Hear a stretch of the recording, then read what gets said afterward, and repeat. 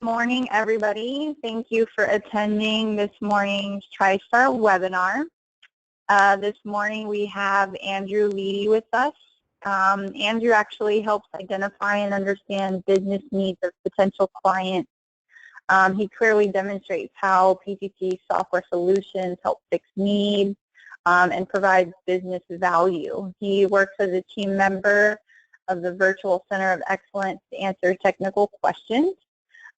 He's here today to help answer your technical questions at the end of the webinar. He identifies potential software solutions, communicates capabilities, and provides live software demonstrations such as today. And he covers areas of IoT, MCAD, and SLM. So we're going to give Andrew the floor today. He's going to be presenting what's new in PTC Creo 4.0 in this live demo. So go ahead, Andrew. I will give you the floor, and thank you for being here. Okay, thank you for that introduction. As you said, my name is Andrew Leedy. I'm an application engineer here with PTC, and today we're just going to be taking a quick look at what is new within Creo 4.0, specifically changes that we have made to the user interface, concept modeling, part modeling, assembly modeling, some flexible modeling with sheet metal parts, looking at some MBD and detailing, as well as the new GD&T Advisor, and then we're going to finish it off with design for additive manufacturing and changes in that. But let's get into the demonstration. Okay, so now we're within Creo 4.0, and for this entire demonstration, we're going to be working with this robot assembly here. I have a lot of the pieces done here, but there are a few that we still need to be working on, and we're going to utilize some of that new functionality within Creo to work with that. One of those pieces is this robot camera right here. As you can see, I have these IR cameras and these little antennas sticking up. I don't have a case for this, and I'm going to be using some concept modeling to build out that case. So if we go into that, I can open up that file and start to work with that piece. So here we're looking at it on the lower level. We have the shell body concept design that we're working with, and I want to do some concept modeling with this, and I'm going to utilize Freestyle for this. For you, those of you who might not know what Freestyle is, it comes based with Creo, and it's going to be able to allow us to work with subdivisional modeling within Creo. We're not going to be driving this parametrically. We're just going to be working with, it's like basically like a ball of clay, or pushing and pulling this into shape. Now, this is nothing new within Creo 4. So traditionally, we'd be able to go through and do shapes, select what kind of primitive we want to start with. Do I want this to be, a cube? Do I want this to be a sphere? And start to push and pull that and form it. But what is new within Creo 4.0 is the ability to import these meshes. So instead of starting off with these closed primitives, I can go directly and import a mesh. So this would be very useful if I'm working in some kind of other concept design tool, such as maybe Rhino. I've saved off some OBJ files. I can now bring these in. And with Creo 4.0, not only are we bringing in that geometry, we're also bringing in all those individual nodes. And I can start to work with this right away without doing any extra work. So the first thing I might want to do is mirror this entire assembly across to make sure that if I make a change, it's going to be reflected on both sides. Now, to do this very easily, we can utilize some function within Creo 4, and that is the ability to do box select. So that is a much requested addition to Creo, just being able to box select all that geometry at once. So I can grab all these faces, all these edges, all these nodes, and just simply do a mirror across the right plane. So now whenever I make a change to one side, it's going to be reflected across the other side. So basically one click there. Now the first thing, if I want to start to work on this, I can see it came in with a front face, but I already have a front face for this camera. So we can start working with this OBJ file that we brought in. And you just grab the edges, then grab the faces as we normally would, delete them off, and start to work with them just as if I would have added this in Creo. So if I wanted to, for instance, join this up, I just grab these imported edges, shift click will grab the entire chain, and I could just say, let's align this tangent to a surface that we already have. And then middle mouse click always clicks off and accepts that change. And very quickly do that likewise for this last change. And since we were able to mirror it, it reflects across the entire thing. So now we brought in, imported that OBJ file, imported that concept art, and molded it into our original design. Let's work with this a little bit more. If I turn my shading off, we can do things such as crease our edges. So If I want to put a hard crease on this, a soft crease, put a sharp edge, I'm able to do that. Some additional things that we've added within Creo 4 is the ability to add end-on edges. So not only can I bring in these edges or work with those freestyle shapes, I can add edges on the fly now, and we can access that in our toolbar or in our ribbon. So I can just grab my edge and just start to freely place them wherever I think that I need some more detail. So maybe we want to add an extrude, make this area a little bit smaller so that whenever we extrude it in to make room for these antennas, we're not just destroying the entire upper right corner of our model. So I can maybe face split this, just getting this a little bit more detail. So now when I do my extrude, we're not extruding out that entire box. We added those edges, we face split. I have a much smaller, more defined area to work with. So if I extrude that down, you can see it's much more detailed there. Last thing I want to do with this, let's just crease these edges out. So very easily just be able to grab all those edges with that shift click, add in a hard crease. So now I can exit Freestyle. I've got a great concept piece to work with. Now the important thing to note with Freestyle is I am not just, whenever I use a Freestyle shape, I'm not stuck to only using Freestyle. I'm not stuck to only using concept modeling. I can also add some numbers onto this. But before I can do any of that, I probably want to go through, grab this. It's going to come in as quilts. So I want to grab both those quilts, merge them together, and then we can do things such as thicken or solidify. So it's no longer a surface feature, it's going to be an entire solid feature. So if I would go into my section view and look at this, now we have something we can start to work with, start to manufacture, whatever we want to do there. And I could also go through and model this parametrically if I so want, add some rounds, maybe cut some areas out for our cameras. Whatever I want to do, I can do from there. But let's go back into my robot assembly and look at the next section. So now that we've looked at some concept modeling, let's look at some new changes within that parametric modeling, the part modeling that we're all used to. So I can see on my robot, if we go to the right side, I turn my shading back on, we have a piece missing from a robot that I want to quickly build out and attach here. So normally we'd go through, maybe we'd go into the part level, build this out. We'd have to grab some references from this to make sure that we are able to actually go up there and keep those references intact. But as you're going to see as I start to build this out, we've cut a lot of those steps out with Creo 4. So let's activate this piece. And you notice as soon as I left click, one of those new functionalities within Creo 4 is the ability to have this toolbar that pops up. So just from left clicking, I'm able to say, do I want to activate, do I want to open, do I want to look at the dimensions, do I want to start a sketch off of this or an extrude? So that left click toolbar allows us to gain access to those abilities very quickly. So for instance, let's activate this and start to work with it. If I turn my datum planes on, we can start to build out our model here. So within Creo 4, we've also added the ability to enter full screen mode. So if I want to look at this in a more full manner, if I want to make the ribbon disappear or my model tree go away, there it is. I have a much larger plane to work with. But if I want to grab that ribbon or grab that model tree, I can always just scroll up to the top and gain access to those. And we can also access this by clicking down at the left corner, enter full screen mode that way. Nevertheless, let's go through and start to model this piece out. So if I want to start my extrude, left click brings up that toolbar. I can start building my extrude out. It's going to enter me into the sketcher mode instantly. I can always go through and say, let's go to my sketch view. Maybe with Creo 4, we want to clip the model. Remember, we were interested in grabbing the references here, so I don't really want to deal with this bolt that's in front of me. Let's just clip it to the model straight on the plane that we're working with. Let's start building out the sketch. With my right click, we gain access to my sketching tools, and I can always customize what is displayed here exactly. So let's just start out with a center circle. Remember we were talking about references and how that was a big deal with Creo, is making sure that we go through, grab all those edges, make sure we're having midlines set up. Well, with Creo 4, the references are set up automatically. So if I would go over this circle, for instance, if I highlight over this edge, it's automatically going to know this is a circle with the midsection. It's going to grab these extra, it's just going to snap to that. So I didn't have to set up any of these references before. I'm able just to quickly grab the middle, snap to it, maybe go out to the edge, freeform that, but a lot of improvements there. If I want to change my sketching tool, that's accessed by just right-clicking. I can go to a line. Again, be able to snap to some of that existing geometry, be able to just drop it straight down, snap to this geometry at the bottom. I'm doing this all without having to set up any of this before.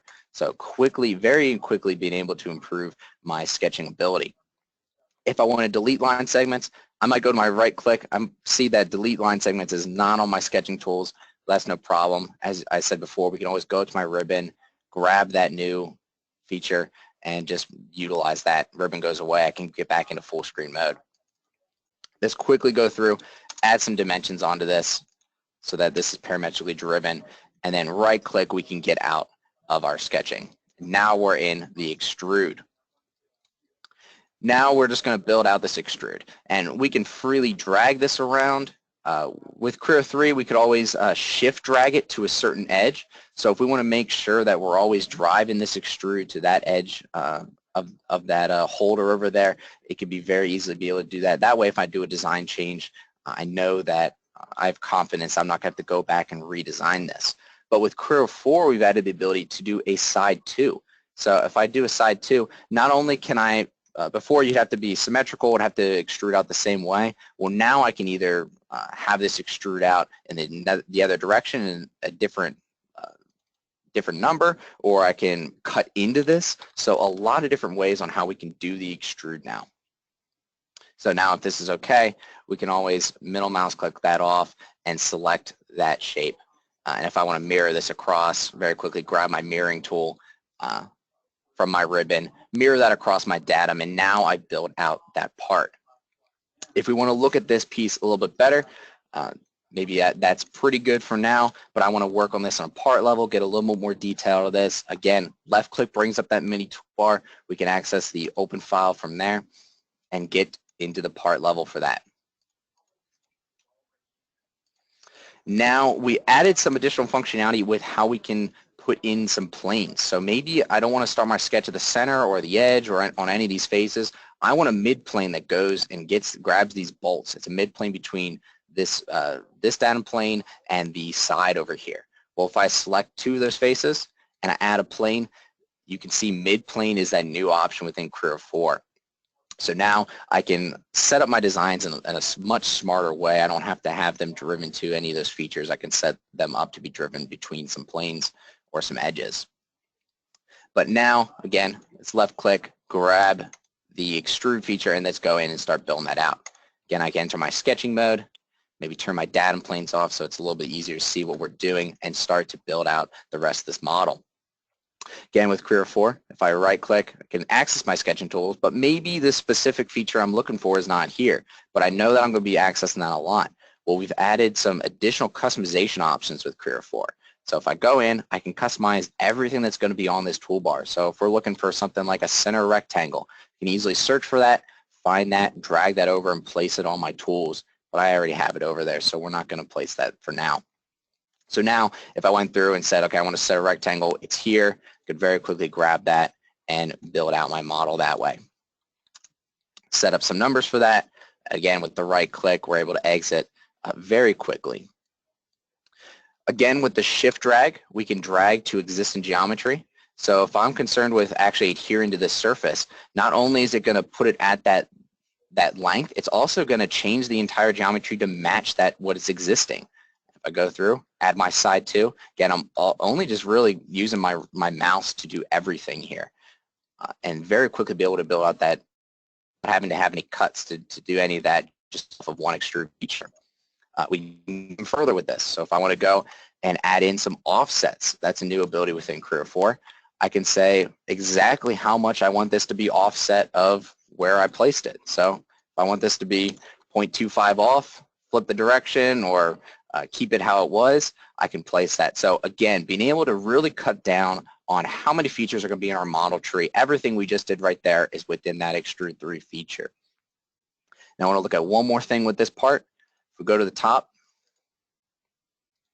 again, with the box select, very useful feature that we added. I can select exactly what geometry I want to grab. So maybe I want to grab all these edges, box select every single one. Don't have to go through and individually select everything. It just grabs everything, and then maybe throw an around feature. So very quickly be able to do that. So now I have a piece that I can maybe manufacture for this robot, or I can go back into my top level assembly, and look at how this piece looks. And I really like what that looks like. That's probably pretty good from now. So that's what's new in the part modeling world with Creo 4. Being able to have that mini toolbar, quicker access to all of our tools, being able to enter full screen mode, some sketching enhancements with the clip model, the sketch snapping, some enhancements to that extrude feature, being able to do that side too, and also be able to add in that mid-plane and offsets with those extrudes. So let's go into and very quickly take a look at what's new within our assembly. There's one feature I wanted to look at that is very exciting.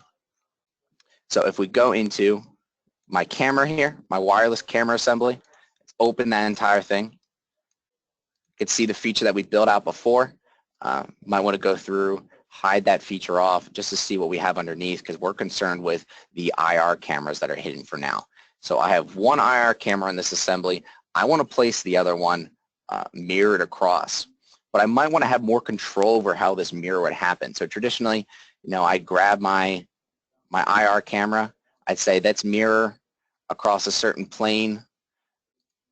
So maybe I want to go through, grab what plane I'm concerned with, the middle plane. But what this going to do is it's going to mirror that exactly, but I might want to keep some of these pieces or exclude some of these pieces. So we've added the ability to do a symmetry analysis. So if I select that and go to my advanced tools, it's going to bring up a new GUI, and we're going to be able to have more control over exactly what actions each part is going to take. So if I want to say this is going to be reused, this part is going to be reused, or we're going to exclude this piece for this mirror, or we're just going to mirror that geometry exactly. I can go through on every single part and show exactly what it's going to do, really being able to have a great control over that. And I can always select the show button to show what the other camera looks like, so I can make sure that what I'm doing is really what I want to do.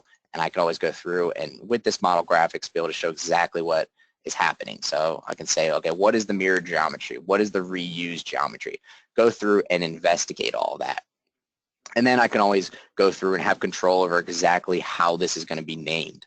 So if I want to add in some special suffixes or prefixes to keep track of this a little bit better, I have control over that. But that is what's new within assembly, being able to do that mirror component symmetry analysis. Now let's look at sheet metal. I mentioned that there are going to be changes to how we are able to handle sheet metal, and that main change is being able to utilize flexible modeling within the sheet metal parts. So if I go through, find my assembly file that I'm concerned with, let's open that up, and I want to be dealing with a sheet metal import. So we'd always go up, assemble a new piece. Maybe this piece isn't even a Creo piece, it's a SolidWorks piece. So we're really going to utilize that Unite technology that comes with Creo, being able to open natively a third-party CAD, or I can always import it if I want. But if it is a SolidWorks file, an NX file, CATIA file, I can natively open that, not have to worry about those import failures, constrain this piece to our assembly, and go from there. Now, if I want to work with this as a sheet metal piece, I want to make sure, if I go through and activate this piece to actually work with it, again, utilizing that left click to very quickly be able to go through and activate that, I would be able to change this to a sheet metal piece from the operations menu. And of course, as soon as I try to change a SolidWorks piece, a non-native Creo piece, it's going to say, do I want to convert to a Creo model? If I want to make any changes to that, I would have to do that. And it's going to do that conversion automatically for me. So now when I go through, say this convert to sheet metal, I'm able to select my driving surface and start to work with this as a sheet metal piece. But since this is an import feature, I might have some trouble with this. Of course, I can always go through and add in some new forms. I can unbend it maybe. I can flatten some sections, or I can add in some new holes. But I'm not going to be able to change what is here very much. So for instance, I can see that this thing isn't long enough to connect up to the edge of my track here. So how would I handle that problem? Well, we'd be able to handle that problem through flexible modeling. And with Creo 4, there is support for those sheet metal parts. So if I go to my flexible modeling tab, I'm able to quickly gain access to a lot of direct modeling capabilities. So if I just, maybe I'm not concerned with the parametrics, or I want to work with a non-native piece that doesn't have a feature tree, we're able to make some quick changes. So for instance, I said that this wasn't long enough. If we just select move, select the faces that we want to move this along. I want to move this left face along with these holes to match up with that bolt, and then just select the surface that I want to drag it across.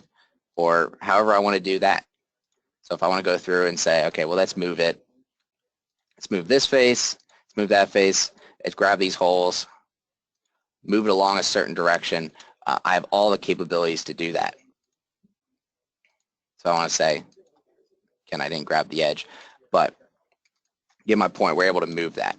So let's open up this file, start to work with this on the part level.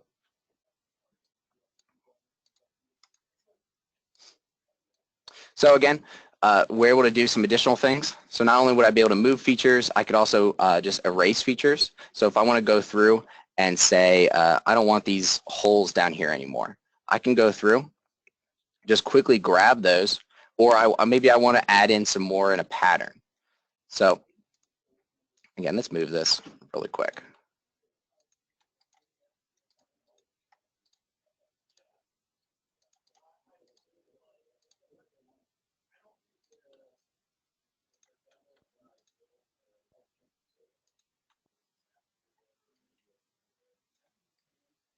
So if I want to drag this, you just drag it left. So very easy to be able to grab that. And sorry about that, I was having some issues there. So now we have room to be able to work with some more space here. So again, if I want to utilize my box select, I could grab this feature down here. If I want to say, let's just pattern this really quick. I recognize that there's 3 of these. They're probably in a pattern. If I make a change to one, I want to make a change to all of them. So again, we don't have any features over here. I'm just going to pattern this, and it's going to pick all those up. So even though this is an import feature, it doesn't know how this was all designed. It's stable to pick that up. If I go to my options, we can even go further than this and say, let's allow myself to edit it. So instead of having 3 of them, I want to have 4. I want to utilize that extra space I have over here. So very quickly be able to add in an extra one. I can change the distance between all of them. I have complete control over everything. So maybe for these punch outs, I want to do the exact same thing, recognize that there's 2 of them, or allow myself to edit and go a little bit further, add in some extra ones. So, and then let's look at one more thing that we can do without going into some of the additional features we've added within Creo. If I just want to grab some surfaces and remove them out, I could just box select all those out, select remove, and now they're all going to be gone for me. So very quickly be able to go through and modify that non-Creo piece. What's new within Creo 4 with flexible modeling and with sheet metal is be able to do a geometry search. So if I'm concerned with looking for some sort of surface, some conical surface, cylindrical surface, make sure that it's always at a certain radius value, or searching for some kind of convexity, I can quickly go through and find geometry that fits the criteria that I'm searching for. So if I go through and look for that radius value of 0.3, look for convex surfaces, it's going to find all those surfaces automatically, and I can go through and work with them then. So if I want to go through and say, okay, well, I can't work with this piece, the radius is too small, I can just go through and say remove. And with flexible modeling, it's going to recognize that that's a round feature. It's just going to take it out, replace it with that flat geometry. And if I want to go through and pattern those flex features I put in, pattern that remove, that would be very easy for me to do also. Just utilize, right-click that. Now I've removed all of those rounds from that piece. The last thing I want to look at is the ability to recognize sheet metal objects and modify those sheet metal objects. So I can recognize bends, and let's go through and automatically recognize them. It's going to grab every single bend on this piece and put that down in my design objects tree, and I can always go through and modify them now because it recognizes that it's a bend. It knows the rules that bends deal with. Same with bend reliefs. I can automatically find everyone. It's going to say, I found 8 bend reliefs and they're rip bend reliefs. So go through, find all of those so that we can go through and we can go and modify them later. So maybe I want to modify this one, find that in my design objects tree, and go through and maybe change what type of bend it is. So maybe I want to go rectangular. I want it to be an all-round bend. So go through and modify this feature. Same thing with that bend relief on the other side. Maybe I want to match that up with the other one. So go through and change that. Same thing with the bends. Maybe if I want to change that third bend here, it's going to recognize what degree it's already at. I can always go through and modify that. So that's what flexible modeling is all about. It's going through and just making some quick changes to data that you don't have a feature tree with, or that you don't care how it was built. Maybe we have a huge model tree. I don't really feel like investigating the model tree. I just want to remove a hole. So that's what we're able to do with flexible modeling, and that's what's new within Creo 4 in terms of being able to utilize that with sheet metal. Now let's take a look at the MBD world and what has changed there. In particular, we'll look at the new GD&T Advisor that's really going to make MBD a lot easier. So if I go through, search for another file to work with, we can start to work with that. So here I have a piece. If I go to we're going to do all my MBD in my Annotate tab, and I have some combination states set up. So these are basically like drawings, but in the 3D view. So if I go through and look at my combination states, see what I've already built out, we can see I have a lot of annotations done. And the strength of doing this in that 3D world is that I'm able to see what dimensions are in a lot more exact than if I turn this into a 2D image. So a lot of times, especially if you have a complex geometry, if you have a complex shape, making that into the 2D is kind of not intuitive. And whenever it goes down the manufacturing floor, sometimes your manufacturer has to figure out, maybe read between the lines on what is supposed to be done in a certain area. But if we're doing this all in the 3D world, if we're looking at 3D, it is extremely obvious. I can see, well, this is this particular hole here, that's that particular hole. So all my detailing can be done that way. And if we want to look at some of the changes within Creo 4, a lot of them have been done just to make this easier. This functionality was in Creo 3, but we would just want to make it a lot easier to do. I don't want this to be a complicated matter. So we moved a lot of it up into the ribbon and added the ability to just access these tools in a faster manner. So for instance, if I want to add in a geometric tolerance on the bottom of this, it's a simple matter of selecting what plane I want to put it on, selecting that I want a geometric tolerance, and then placing that down. Now I can go through and modify this if I want. So maybe I want to change my dimension around on this tolerance. I want to say what kind of characteristic it is, and all these characteristics are open to me. So if I know what I'm doing, I could say, okay, well, this is going to be flat, that's going to be this certain dimension, and then we just get out of there and place a new characteristic down. If I want to add in some datum feature symbols, that is a very simple matter also. Just select that datum feature up in the ribbon and place that datum feature down, and then I could just select what my reference is going to be and very quickly be able to place in all that tolerancing. If we want to look at this in a little more complicated manner, it was a very easy one. Let's go to my second combination state. Again, it's going to flip the entire model to fit that so I can get a better look at the dimensions I'm concerned with on this particular combination state. If I want to grab some annotations that I've hidden, I just do show annotations, select that hole, and select the annotation I'm concerned with and bring that up. So now I'm working with this annotation. If I want to apply a tolerance to it, again, it's a simple matter of select a geometric tolerance, selecting the dimension I like, and it places it down.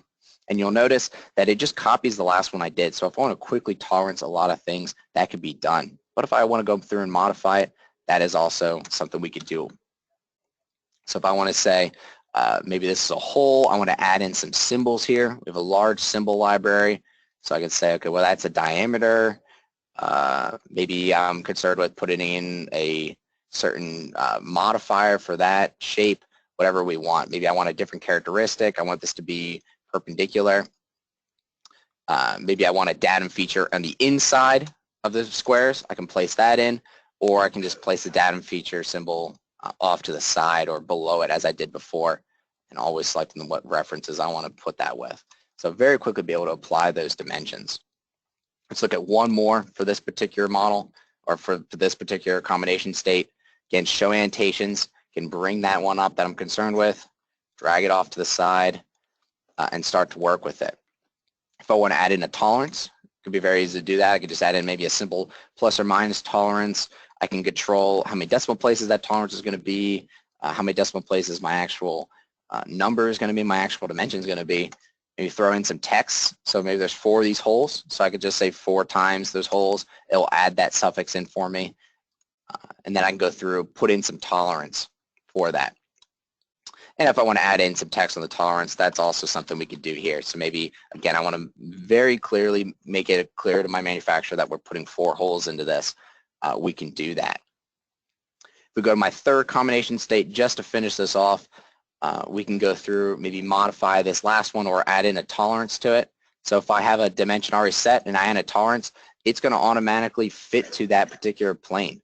So it's going to automatically put it on that top plane that the other dimension's on, and I can go through and change this around. It's not a whole, I want to take my text off, so maybe add in another datum feature. I want to add in a symbol within the datum feature. Again, we just have complete control over this, and it's very easy to change everything. If I wanted to add in a new dimension that's not currently on here and that I have not set up before, I could very easily just say, let's show dimension and set what dimension we are concerned with and place that off. And we can, again, control what plane we want to put that on. If we don't like it on that particular plane, we can always go through, get rid of it, maybe say, okay, let's put on the front plane this time. Do whatever we want to do there. If we add in a new dimension, I have control over how the arc is going to be placed. So maybe I want this arc to be at the maximum placement, or I want it to be at the minimum of that side of that cylinder that we had selected. I can control all of that. And again, I can go through, maybe add in a tolerance for this, or just go through and do all that work we've done before. But the point I'm trying to get across is that with Creo 4, we've added in a lot of different functionality to make all this a lot faster and improve just the user interface for that. Now, when we're all done, maybe I want to save this off. And that's the last thing I want to look at with MBD is the ability to, we've added in a new protocol for step files. So step files use that industry standard, being able to save in that neutral file format. Well, we've added in the ability to do AP242 application protocol, and that's going to allow us to include annotations when we save this off. So I know that's a big industry push, so PTC listened and put that in. So now if we want to share off our MBD, share off that detail on our combination states and the annotations that go with it, we're able to do that in that save state. Now I want to look at GD&T Advisor, and GD&T Advisor is going to be for that person who might not exactly know or might not exactly know how to do all the detailing, might not be exactly familiar with what all the rules might be associated with it, or they just want to do the detailing in a faster format. So let's look at what that is going to look like for us. So let's open up a new file here, and I'll drag that up. So we have this sheet metal piece that we want to start detailing, and I'm going to utilize GD&T to do that. So we're going to find that in our applications, the GD&T Advisor, and that's going to allow us to go into and do this in an easier format. Let the system take the load off of our hands there. So if I want to go through and just start tolerancing, all I have to do is tolerance feature, select the surface I'm concerned with, accept that off, and now it's going to just prompt me to place in some new things. I can name it, I can say what scheme it's going to be, I can add in some dimensions. If I'm concerned with the geometric tolerance, it's going to, or the geometric characteristic, I can select that. But as you're going to see, I don't have all the options to select all these. The system knows that those geometric characteristics are not associated with the surface that I picked. So again, if I'm somebody who might be confused as to what I'm supposed to be selecting, well, there it is. I've suggested constraint for this particular feature. Or again, it's faster because I'm just able to see exactly what my choices are. So I could go through and change my datum label, keep going with this, or I can just accept it off. And it will not allow me to accept it off until I've chosen all of the things I'm supposed to be doing. So for instance, we tolerance another feature, tolerance these holes over here, move this out. You're going to see these are yellowed out, telling me that I need to do something here, and my check mark is yellowed out, saying that you probably shouldn't accept this off. You're not done with your work here. So let's go through and make sure that we finish this out in the correct manner. So if I say, okay, I want this to be a certain diameter or dimension, I want this to be a certain material condition modifier, again with the characteristic, it's going to recommend me one, or I can select something else from the list. If I want to go through and add in a tolerance, I can just select my dimension, say let's do plus or minus, whatever I want to do. I can always change the decimals around for that, but very quickly going through these different steps, and it will automatically populate everything for me, really taking the hassle and taking the load off my hands. If I have these big holes down here, its tolerance is big guy. Go through, again, it's going to prompt me to say exactly what I want it to be, what I want the material condition to be, and I can add in a second geometric characteristic to this if I want. So if I want it to be a different tolerance and a different characteristic, I'm able to go through and change all of that. And we can always go through and say exactly what rules we're applying to, too. I know there's a lot of industry standards on how we tolerance. Well, I can always go through. So right now I'm following the ASME standards of this particular note. So I can go through and change that if I'm following some kind of different standards there. And I could always also override that if I want. So again, just finish this out, add in characteristic for that, or add in a tolerance for that. I finished out all my datums. I'm all done here. Accept it off. Applying a much more complicated geometric and characteristic and tolerance to this. For our last one, let's do these holes here.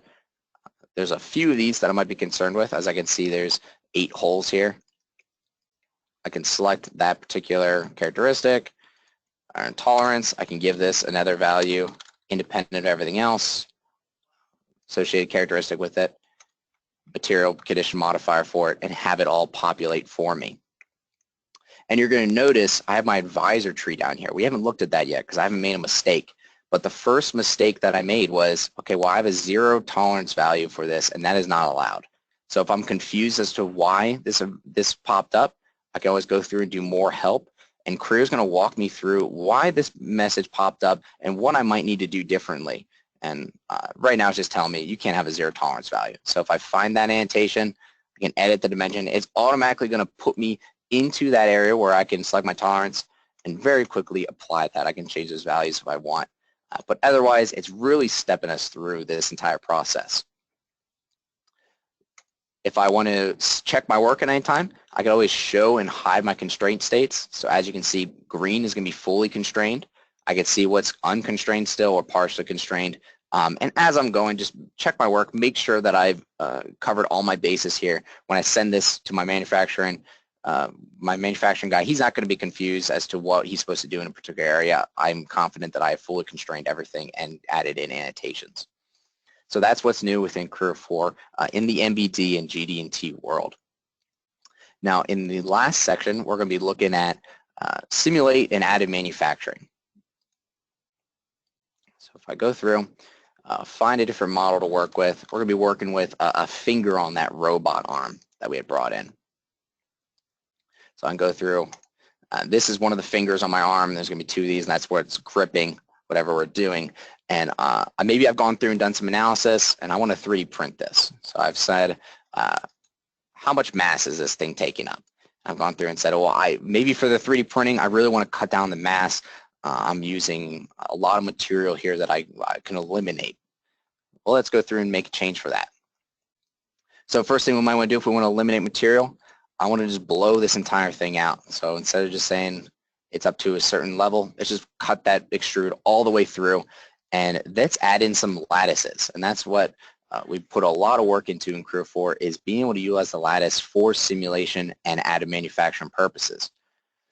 So if I go back to my model, I can access my lattice from the engineering tab up there, and it's just going to recommend, or it's just going to tell me that I need to select my bounding surfaces here. So select the inside surface, select the front and back surfaces that are going to bound this thing. And now if I go through, select a value off, and preview this, it's going to apply a lattice the entire inside. So it's really significantly going to cut down on the material that's taken up in the inside while keeping that structural integrity.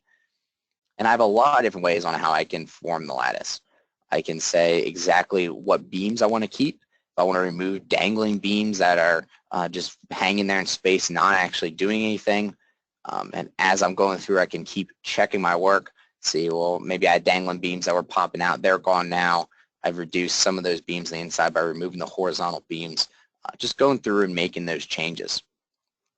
If I don't want a 3D lattice, I want to try a 2.5D. So a lot of different ways on how we can place this. Select what axis I want to drive this off of. If I want this to be a regular lattice, or maybe I want this to be a quasi-radial lattice, place that in, see what those different options look like, play around with it, and see what is best for this particular case. Maybe if I had a quasi-radial, I want to add some drainage holes, make sure that if I have support material, it's able to properly drain out, whatever I want to do there.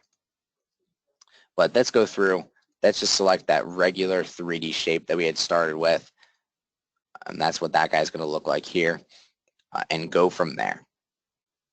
So that looks pretty good. We'll accept that off.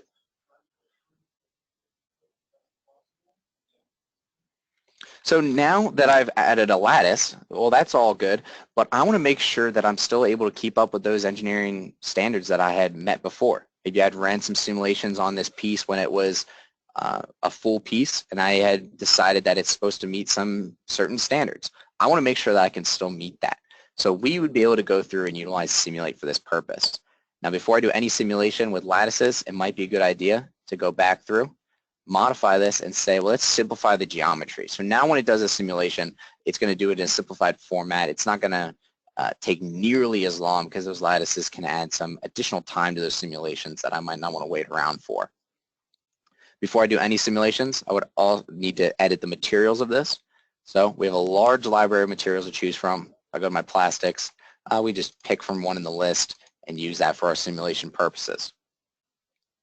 Now how we would access Simulate is through the applications, and we just go into and start to simulate this thing. And before we run any tests, we always have to say where our displacement constraints are going to be. So maybe this thing is bolted down at the edge, and maybe we have a force being applied to this. Since this is a gripper, it has a force applied to this bottom side, and I can go through and give that force a value that I've simulated or that I'm concerned with. So now that we've set up a load, we set up some displacement constraints, let's go through and analyze this. So I would do a new static study, select the constraint and loads that I had applied, give this guy a name, maybe choose what type of pass I want to do, multi-pass, single pass. If I do multi-pass, I have a lot more control over this, but let's just do a single pass for simplified reasons and go from there. And then I can just run my test. So now as it's running, I could always go through, check exactly what it's doing, how many passes it's taking. And that was a very simple test, so it is already completed only in a few seconds there. If we try to do anything more complicated, obviously, that will up our time. But it's completed. I can go through and view the results from that test. And this will give me a really good idea on some of the constraints I might be dealing with or some of the values. So if I look at my stresses and my von Mises, you can see exactly where those stresses are high, get a really good idea on if this is something I would like or something that I may be concerned with. Maybe look at my max principle, just dig into this, all these graphics to see exactly what we might be dealing with. So maybe displacement, might be worried about that in the X direction or in the Y direction. Get a good idea of how this is reacting. So now that I have a good idea of how this might be simulating, I might want to do an optimization study. So let's optimize this piece, let's optimize the lattice to make this the best lattice that's possible based on the constraints we're dealing with. So give it a name, say what my goal is. Well, I remember I want to minimize my mass. Well, I could also choose another option if I wanted, but we were trying to minimize the mass from the start, so we'll just keep it at that as the goal. And then it's just a matter of going through and selecting my design limits. So what limits was I concerned with from looking at those graphs? Well, maybe I saw that I didn't want my max displacement in the X direction to go over a certain value, and I saw that it was. So I'd go through, select a value for that. And then it's just a matter of selecting variables that I want to change. And the system will optimize my variables. And we have these lattices. I could select that and choose any of these different values from the lattice, give them a range that I want to change it across, and then I would be able to run my studies. So maybe I'm concerned with this guy down here too. Give that a range and then run my study. And optimization studies take a little bit longer, so we're going to skip out on doing that today, due to the time constraints. I want to make sure that we're able to answer some questions at the end here. But that's how we're able to do an optimization of that model. And I could always go back through, exit simulate, let's go back to my lattice, make sure that it's back at the full geometry, and we'll look how we did with that, with the reducing the mass here. So if I go through, analyze this, mass properties, we've significantly reduced the mass of this, and from that simulate study we could say, okay, well, maybe we need to do some work to make sure we're able to keep up with the maximum displacement or maximum principal stress, or maybe we're happy with what we have now. So if we're happy with what we got, we might want to go through and start to 3D print this. So now if I want to 3D print, I can access that by going to print, prepare myself for 3D printing. And that's going to pull up a new interface that we could start dealing with. So if I just want to place this down into my assembly, I could do that. And with Creo 4, we've added the ability to link up to participating printers. So Lattices printers, 3D system printers, their participating printers can link up to Creo, and I can print directly from this program. So if I have a printer in my office, go through my printer list, add that IP in, I can start to directly print to it. Before I do that, it might be smart to go through and validate my print here.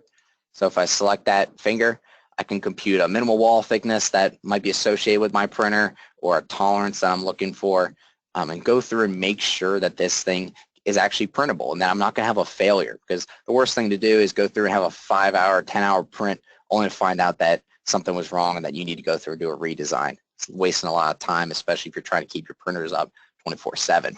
So as I can see, I violated some thin wall, and it's giving me the exact value. I might need to go through and do a design change for that if I want to keep going and printing this.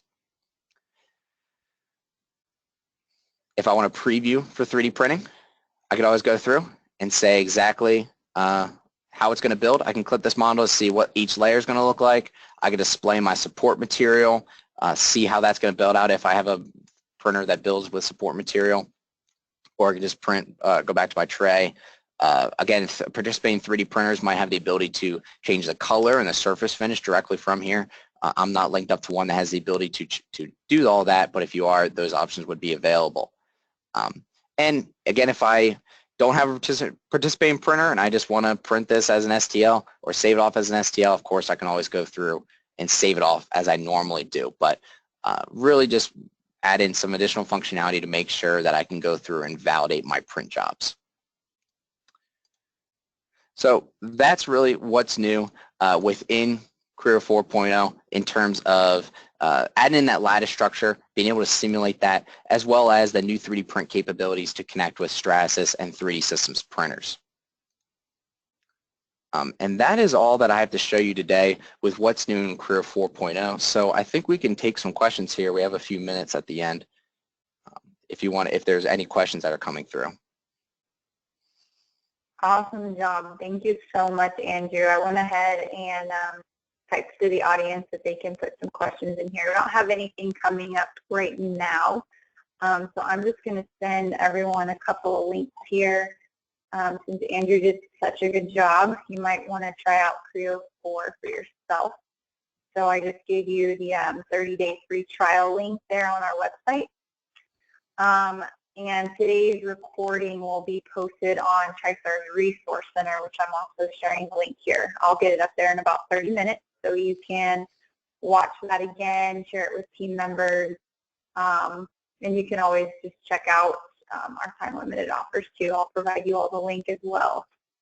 I don't see any questions coming in. Andrew, you did such a nice, thorough job and packed that full with info in 50 minutes, so thank you so much. And we'll send this recording out to everyone again as well. So thank you, Andrew, and thank you, everyone, for joining us today. Hope you have a great rest of your week. Thank you. Bye-bye. Bye-bye.